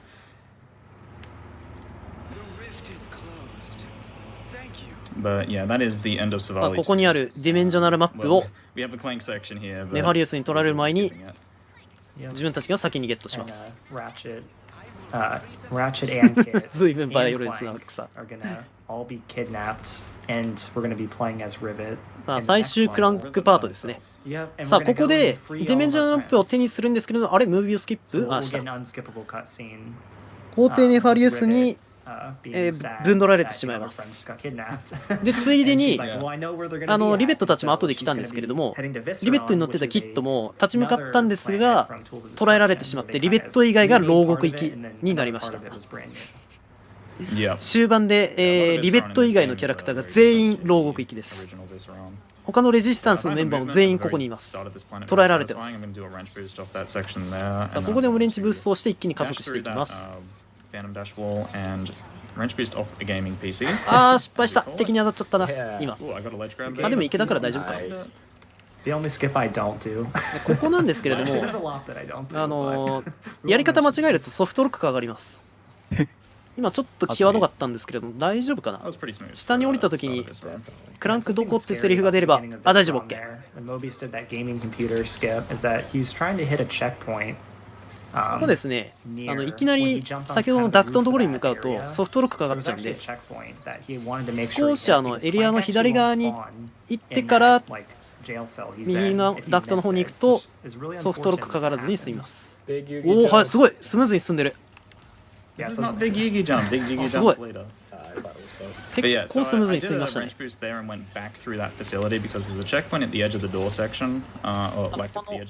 中ボスを倒してもう後ろの方にラチェットたちの檻があるんで、その檻を解除しに行きます。軍対策した開発気持ちよさそう。ちなみになんですけど、このゲームRT を想定した設定があります。なんとなんと RT を想定した設定があるんです。演出を初めての演出とかをスキップできるシステムとか、その他もろもろRTA にお得な設定がたくさんあります。2% とかやる場合はそこら辺の設定を全部オンにします。オンっていうかオフか。そうするとレベルアップ時のムービーとかスローモーションとかを全部なくせます。Thank you to all of our fans for playing our work. We love you as much as we hate ソ frames. フトロックじゃなくて違う止め方してほしい。いやー優しいな。優しいですよ。RT 勢にすごい優しいゲームです、これ。優しいけど悪いことは許さないんだな。This GDQ is particularly meaningful for me as my grandmother passed away from cancer a couple weeks ago. ただやっぱりそういうバグ関連は想定はしていなかったのでソフトロックがかかっちゃいます。で、ここでブーストを決め込んだのですが、落ちちゃいましたね。勢いが死んで。さあ、なんとかあがいてます。あがいてます。クラッチまでいけるか。あがいてます。今届かなくてあがいてます。武空術使ってますね。あ、届きました。うまくいけば一番最後の方にあったゲートをつかめるんですけれども失敗しちゃいましたね。I think it's good to mention that for some reason on this run, if you do an infinite jump over any of the water, ここで皇帝の側近が登場しますね。直接のバトルはないんですけれども、あらゆる手で妨害してきます。で、ここでライノ武器、ピースメーカーを打ち込むことによって奥の敵を倒してゴロつき紹介がいつもより早く扉を開けてくれます。で、ここのヘリのところ、口のところで、オムレンチブーストできるんですけれども、やらなかったですね。で、これチェックポイントを踏むと、ラチェットたちの檻が早めに登場します。反対側に行ってる？ああ、ここで一気に。こんな感じですね。悪いことしようとするとこんな感じになっちゃうんですよ。今みたいにちゃ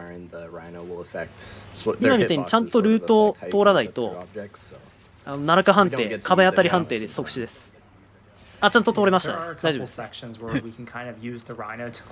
んだけ対策されてて、走者は走っちゃうな。見えない壁が本当に多いんで、大変なんですよ。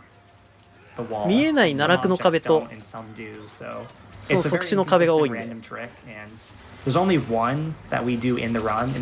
れが可視化できれば楽なんですけれども、まあさすがにそんなモッドとか入れられないんで、まあ心眼で見るしかないですね。その奈落判定の壁を。There's another one that I'm missing off the top of my head, but like the idea of clipping in this game is better than actually clipping. There's not actually that much that you can sort of ラチェットたちの檻が追い詰めたんですけれども、皇帝の側近にまた悪ささせられて別の場所に移されてしまいます。で、ここで消気ガスを発生させられてしまって、これに当てられたリベットがめちゃくちゃ爆笑しちゃいます。リベットにも草生えちゃいます。ここの声優さんたちの演技というかリベットたちの笑い声が可愛いんですよね。キッドってウソウソボットだったんだよ、あははみたいなこと言ってます。なんでかっていうと、リベットの腕義手じゃないですか。その義手になった原因が今捉えられている黄色のクランクのパラレルツインのキットが原因ですね。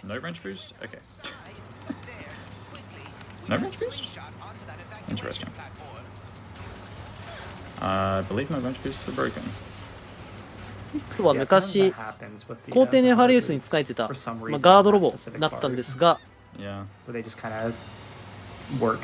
その当時、リベットがそこに侵入したときに、そのキットがリベットの腕を打ってしまって、でそれで、リベットの腕が義手になっちゃってるって感じですね。で、キットはその争い事がもう嫌になってしまったので、皇帝ネファリウスの元から離れて、サバリの文句族のところにいました。この真実を知ったリベットはやはりショックを受けてしまいますね。ここで明かされる衝撃の真実ってやつ。Two more dropships here, and then there's enemies that will be flying into the center of the stage right now. ここはですね、敵を倒しまくります。And then there are two mini bosses. ただ敵を倒しまくるんですけれども、お、キノコ召喚してる。珍しい。ここのキノコ、前作でいうミスターズーコンの役割を担ってるんですけれども、ここでキノコを出すの珍しい。火力アップにはなるんですけれども、なかなか使うことはないですね。珍しいですね。で、ここで草2本生やして、ここで、ボスの船が 2体出てくるんですけども、これを倒すのがかなり大変ですね。なので、草を2本出して、それぞれ1本1本ボスに草を生やせるように、ちゃんと調整して、で、ライの武器で一掃します。ちゃんと調整しないと、ボスの体力減らせないんで、なかなか難しいですね。さあ、最終ステージです。もうビクトリーロードですね。もうここからもう難しいことは何にもないんで、難しいことは一切何もないです。さあ、今出てきた赤い人と白い人が、キャプテンクオンタムと皇帝ネファリウスですね。やっとお披露目です。まずいかなこれ。まずいかもしんない。大丈夫かな。大丈夫だった。今ちょっと危なかったですね。ブラックアウト。チェックポイント踏みすぎるとブラックアウト起こるんで、ちょっと今危なかったですね。ここはなんかロードがちょっと遅いんで、大体は大丈夫です。こ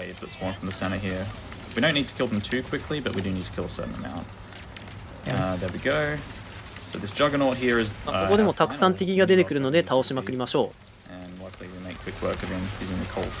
やはり爽快ですね。ラチェクラのゲームのやはり基本としては、バンバン武器を撃ちまくってバンバン敵を倒しまくれのコンセプトは崩さずにこのゲームが成立してるんで、すごく楽しいです。打ってて爽快感。そうですね、チェックポイント踏みすぎると、ゲームに負荷がかかるのか PS5 に負荷がかかるのかわからないんですけれども、暗転時間が長くなってロード時間めちゃくちゃ長くなります。それ相応の代償って感じですね。ここら辺はちょっと解明されてないんでわかんないですけど、解決策が今のところないんで、ソフトロック、ブラックアウトを起こさずに先に進む解決策が今のところないので、みんなゲームを落とします。一旦。そして、ラスボス戦です。ラスボス、ロボネファリウス。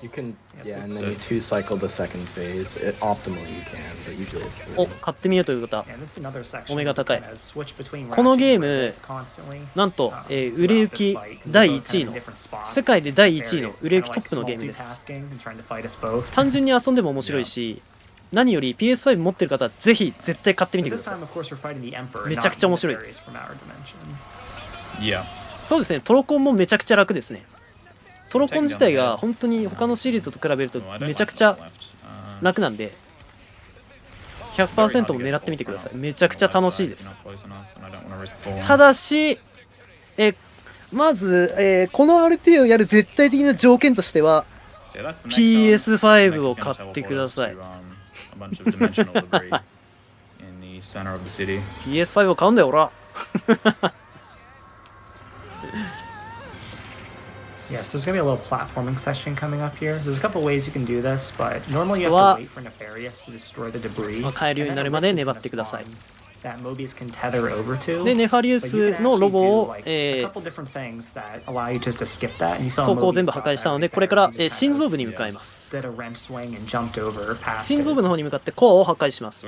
まるでカービィですね。ここでチェックポイントを踏むと、ネファリウスのコアが少しだけ体力減った状態でスタートします。スムーズに倒すことができますね。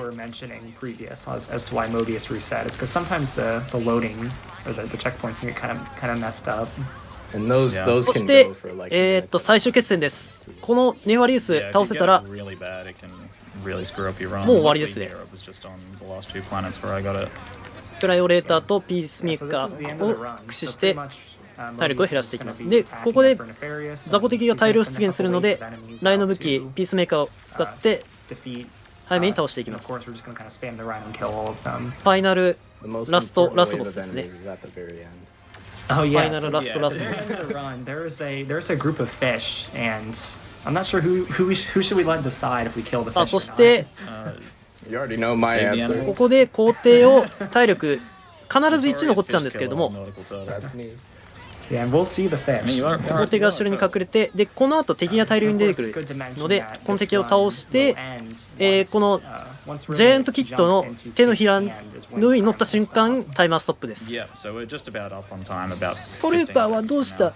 誰かおらんのか？もう誰でもよいって言うと、魚が異次元の中から出てきます。なぜか知らないけど、魚が異次元から出てきます。さあ、タイマーストップです。グッドゲーム。GG。はい、グッドゲームです。お疲れ様でした。お疲れ様でした。いやー、さあ、ここでエンディングですね。まあもうムービーいろいろスキップしてたんでさっぱりなんですけれども、これが皇帝ネファリウスですね。毒ネファと比べるとめちゃくちゃ強いです。そして最後のとどめはなんとクラーケンで異次元に引きずり込む。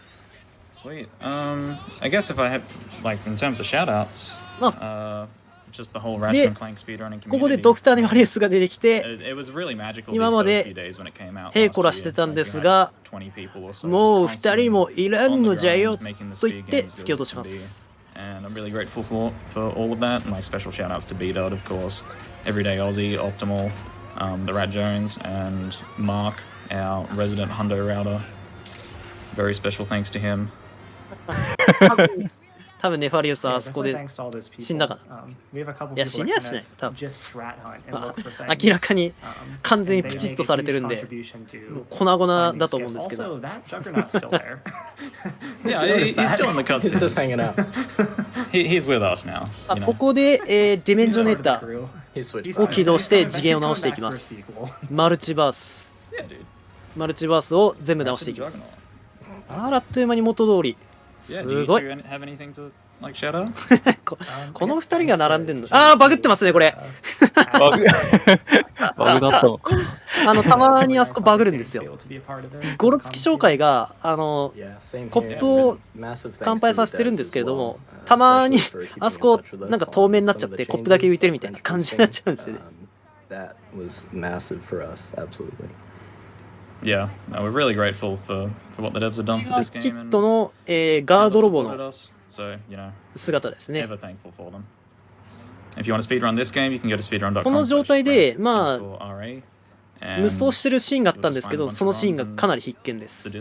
初めて見たときはマジで興奮しました。気になる方は PS5 を買ってこのゲームをプレイするか、まあ動画を探して見てみてください。Yeah.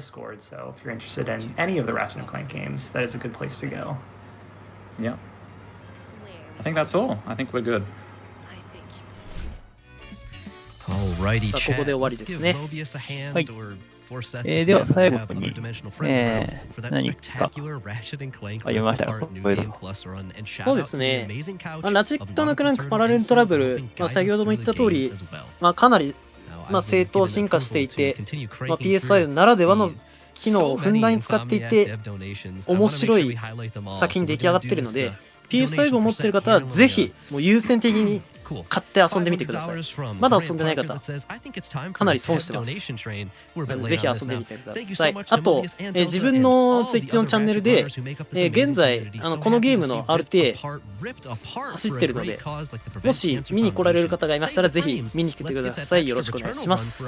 以上です。はい、ありがとうございました。ラチェットクランクパラレルトラブル、解説はOZATAKUさんでした。ありがとうございました。Let's go では、お Insomniac. 疲れ様でした。 50 here from はい Dev Jill お that 疲れ says 様で thanks した for playing, watching, and donating. Cheers all. では次のゲーム準備いたします。 $100 お待ち from く No ださい。 Message, 50 from Herman Miller that has no message, 100 from Austin B that says, hope you had a fun time, if not a long time, playing the game. Thank you for all your support, and let's raise this cash. Heart Insomniac. 250 from Dev Marco that says, Lawrence, donate to this run right now. There's 250 from Jay Tuasan. Let's get that right. So excited to see the Ratchet & Clank Ripped Apart run because it was one of my favorite projects. Also, I missed the stream, but wanted to say how happy I was to see the love for the vintage and Spider-Verse suit shaders I worked on for Spider-Man. It's been really incredible to watch this run, especially seeing the trans love in chat, and the support for this cause from the community is so amazing. Keep up the great work. $50 here from Dev Jesse that says, so excited to see the Ratchet & Clank speedrun community thriving at this GDQ. Best luck with the run. $100 from Dev Jonathan Bishop that says, thanks to the community for all your support and thanks to GDQ for helping out so many incredible causes. 25 from Colin Carnes that says, more Dev hype. 250 from David Christo that says, fun to watch the game I worked on being run at GDQ. Good luck on the run, Mobius. They didn't even need the luck. They crushed it. 50 from an unnamed Insomniac dev that says, love you guys. 25 here from Pam Dietrich with no message. 25 from another unnamed Insomniac dev that says, thanks for playing. 50 from Dev Brandy with no message. And finally, 100 from Dev Brian Mullen with no message. That was all of the wonderful support from the amazing dev team at Insomniac. Thank you so much for making Ripped Apart and allowing it to make it this far. What an amazing speedrunning community to get it here already. I'm lucky that I am one of the 12 people in the world that owns a PS5 now, and as soon as I saw that this was being run at GDQ, I held off buying the game specifically to wait for after I saw the speedrun to experience it in a different way, and now I'm